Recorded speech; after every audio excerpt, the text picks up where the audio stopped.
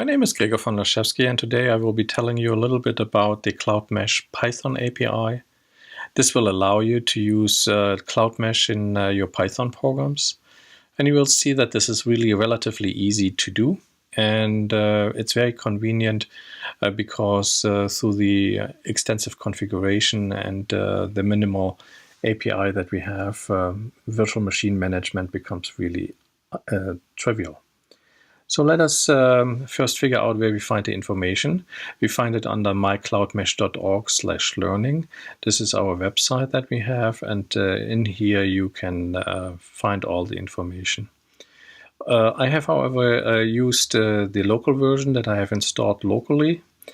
So you see this here on my URL, and this allows me to run also IPython notebooks that I have on my computer, and can run them directly from my web server. So let us find out what we want to talk today about. Well, we go to the Cloudmesh section, and in the Cloudmesh section we find the API section.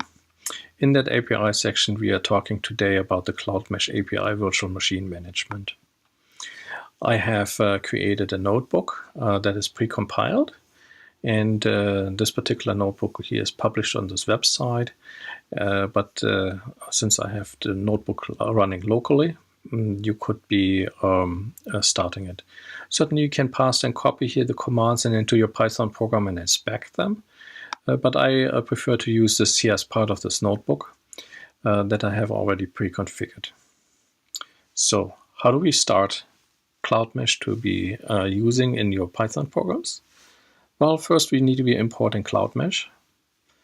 That brings in a couple of small number of functions that are predefined and that are especially useful.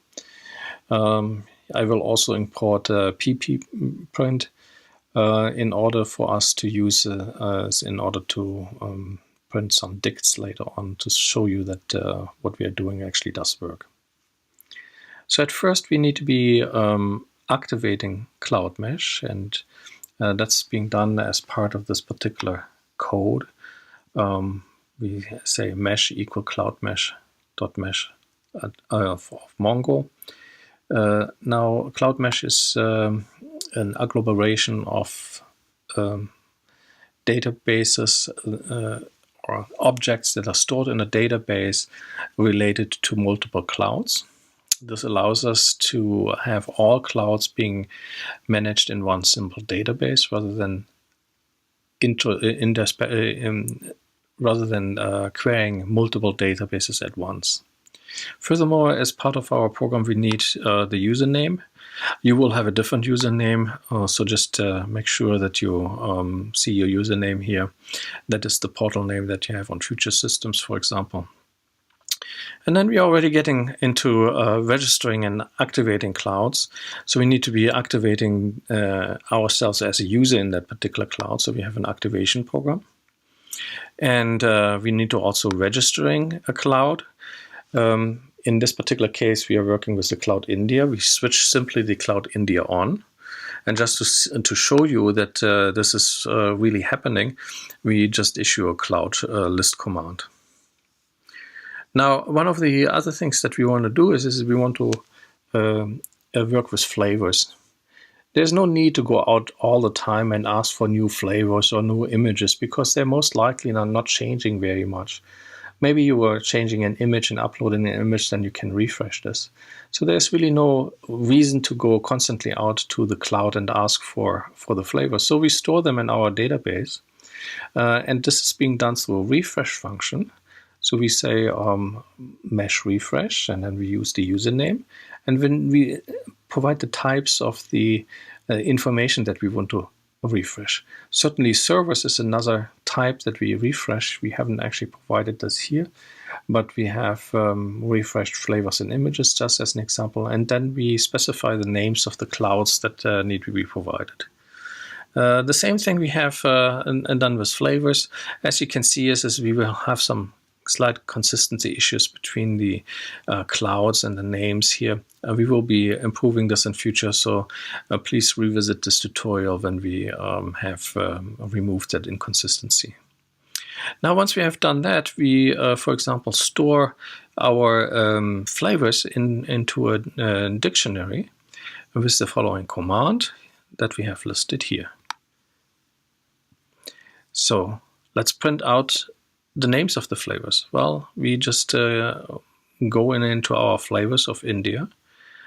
Each flavor has an ID, and each flavor under that ID has a name, and then we simply print them. That's how easy it is to obtain the names. As you can see, this is already a dict. Thus, it's very easy and convenient to specify and query this dict because it's already stored for you in your Cloudmesh instance. Now, images is a similar way. So we ask for the images here from the Cloud India, and we would like to print the names of the images. As you can see, there's no difference. The only thing is different is instead of flavors up here, I have images. Thus, we have a very consistent interface and can use dicts to query our current system status. And here we see, for example, our image that we want to use, future grid as /Ubuntu 14.04. So how do we select things? Well, we can select, for example, a flavor with the flavor function. So this is similar to just querying the dict and retrieving a value from the dict. Or we can do this for the images also and store this. Now, how can we set the default? One of the special things about Cloudmesh is for each cloud I can set a default image or default flavor. So we have a default function in here. This allows us to omit certain parameters, for example, when we start virtual machines. That means I do not have to worry about the image anymore or the flavor anymore if I want to start hundreds of images with the same features. So the defaults, we have printed here a list of defaults that are being put in place, but you can certainly add additional defaults to that particular array. So in following, however, we also need to have a convenient way of integrating it in our Python program. So I defined some of the values like the cloud, the flavor, and image and put this into a variable. This way I can actually pass them easier along. So let's start a virtual machine. Well, to your surprise, it is as simple as that. Everything else is already being taken care of by Cloudmesh. The only thing that you have done is because we set the defaults in an earlier command here.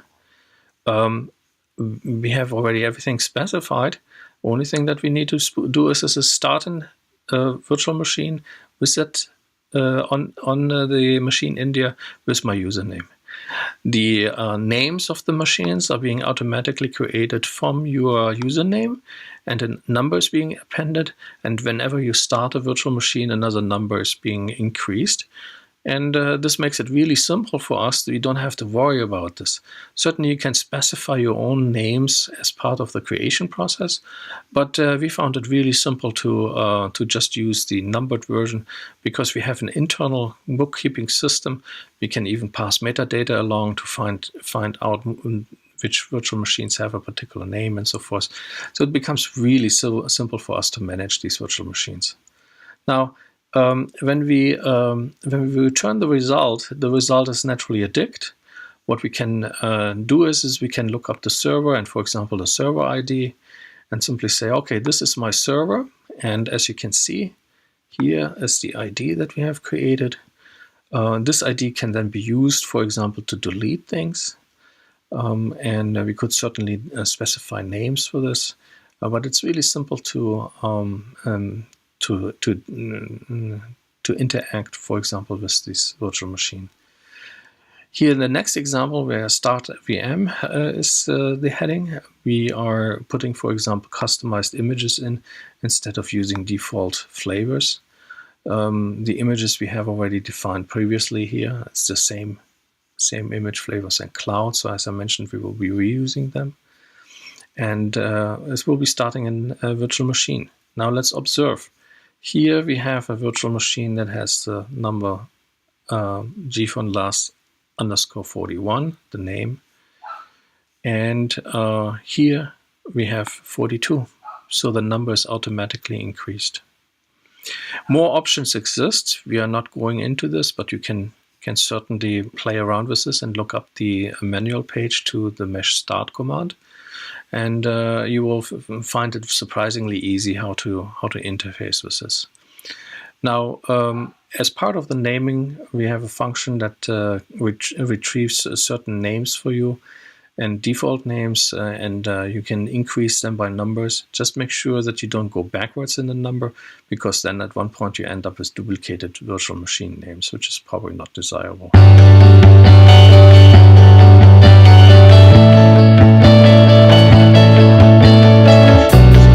Log into it.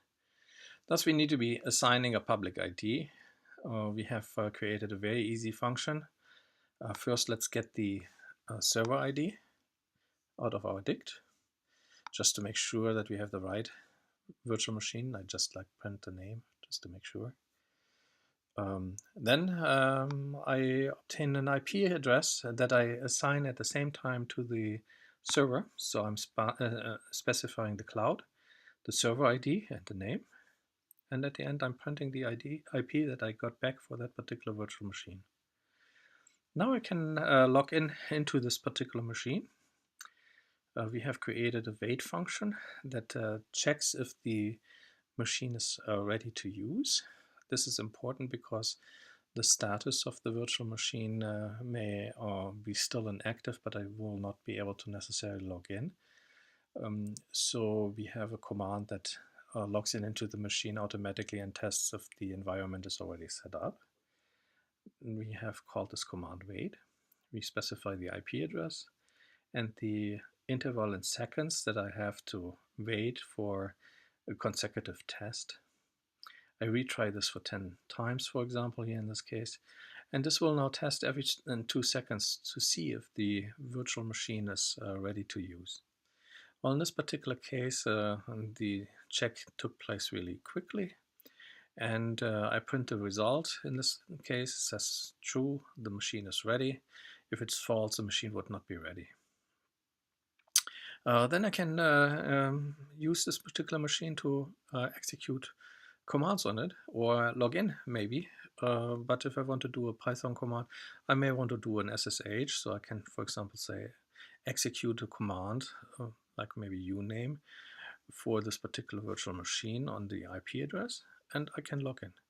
As you can see, there's a lot of default values are being hidden for you, and you don't have to worry about them. And thus, the programming of this becomes really, really simple. Now, if you want to update the status of, for example, the virtual machine, you can simply use the refresh command. Here I pass along the cloud as well as the servers as the type, and it will update me the status. I could, for example, based on this information, print maybe all the virtual machines that I'm currently running. And here I'm running quite a bit virtual machines that I'm just printing out at this time. I could naturally also look at the status. And so one of the things that you can maybe do is inspect the dict that is being related to your refresh function and the server function. So we have all introduced now, and it should be easy for you to create virtual machines through a Python interface. Remember, a lot of default values can be hidden, and the command to start virtual machines may be as simple as this. Thank you so much for your attention. We will be talking about other topics at another time.